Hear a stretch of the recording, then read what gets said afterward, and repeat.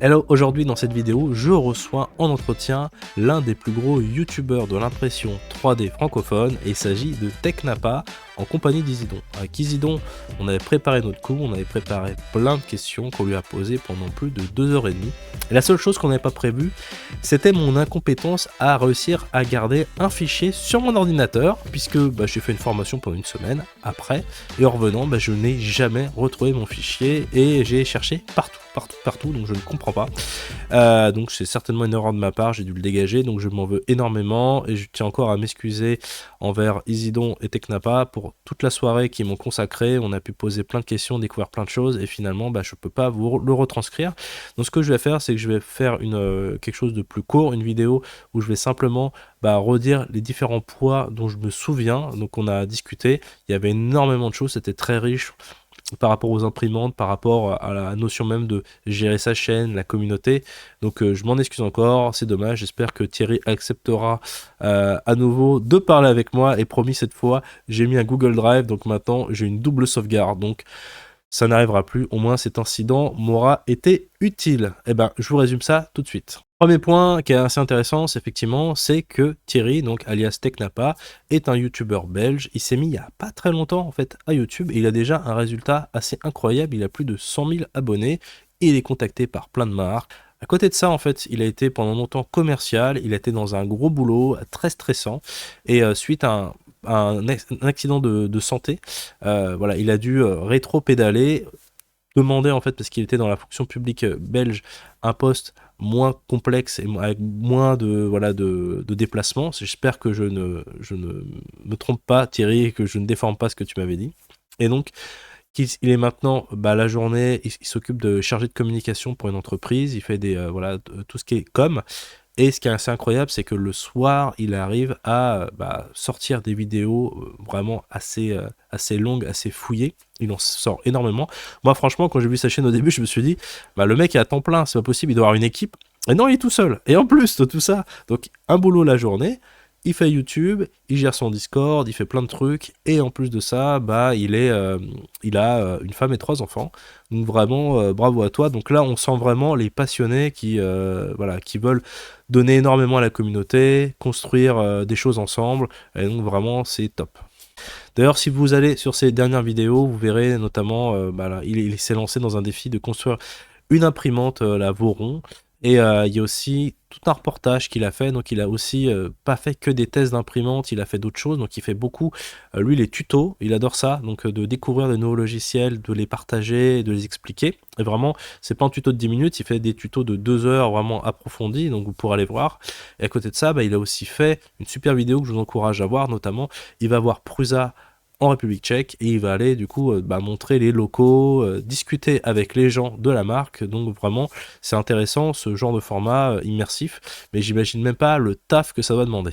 Et finalement, que ce soit pas son métier à temps plein YouTube, c'est aussi quelque part quelque chose de salutaire pour lui, parce que du coup il peut être plus honnête dans ses prises de parole, dans ses tests, parce que du coup il dépend pas en fait d'un partenariat, de devoir dire certaines choses pour plaire à une marque. Alors pour autant, il nous expliquait que de toute façon, et Thomas de Poly Workshop dans un autre entretien nous disait aussi, c'est que souvent les Chinois, il y a souvent une personne avec qui vous êtes en contact et 3 mois plus tard ça va être une nouvelle personne.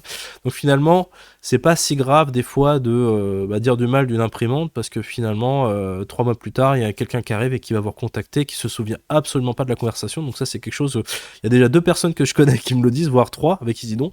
Donc voilà, finalement voilà, peu importe, il peut dire ce qu'il veut, il le dit. Dans tous les cas, des fois j'ai dit du mal, comme Isidon a dit du mal d'une marque, il a pas aimé un modèle, et puis finalement on t'envoie quand même les modèles suivants, il n'y a pas vraiment de souci. Mais en tout cas, il est quand même assez content de ça, de pouvoir avoir un boulot avec un salaire séparé, de pas se stresser, que ce soit juste du plaisir d'animer sa chaîne et de faire le contenu qu'il a envie de partager avec les autres. On a également posé une question rigolote à Thierry, c'était: si tu pars sur une île déserte, quelle machine tu prends, ou est-ce que tu as déjà voulu construire ta propre imprimante? Alors il en construit un peu en kit déjà, mais en fait il nous expliquait qu'il a déjà été contacté par des marques, il est déjà arrivé dans des processus où voilà, il avait déjà donné des recommandations, des conseils à des marques, testé des choses qui avaient été pris en compte pour le développement d'imprimantes. Donc c'est quand même fou, vous dites, de créer une chaîne YouTube et 2 ans plus tard, de pouvoir conseiller des marques, les aider. C'est quand même beau, internet des fois. Et enfin, une dernière question, on imaginait, tous les 3 le futur de l'impression 3D et on devait dire à peu près comment on imagine que ça va avancer. Donc on est tous d'accord pour dire qu'il va certainement y avoir de nouvelles générations d'imprimantes avec des nouveaux procédés dans les 10 ans qui viennent. Certainement des procédés actuels qui coûtent très cher comme les jets d'encre, on en parle, et qui vont, tomber petit à petit dans le domaine des particuliers, avec des budgets plus raisonnables. Et moi, j'avais aussi fait une annonce, c'est que je me disais que peut-être dans quelques années, ce serait la mort des slicers, tout simplement, parce que du coup, on va toujours vers de la simplicité. Et qu'est-ce qu'on veut finalement? Que le consommateur ne se prenne pas trop la tête à toute la partie slicing, c'est vraiment la partie la plus technique. Et si on veut vraiment que ce soit adopté en masse, l'impression 3D, quand je dis on, c'est pas moi, c'est forcément les marques en général.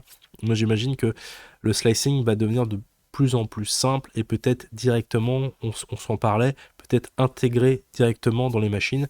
C'est-à-dire, on peut imaginer peut-être plus tard une IA où vous avez déjà votre modèle de chargé, vous appuyez, il vous le prépare directement et c'est envoyé, ou directement des modèles voilà, qui sont directement comme la Litchi Library déjà préparée.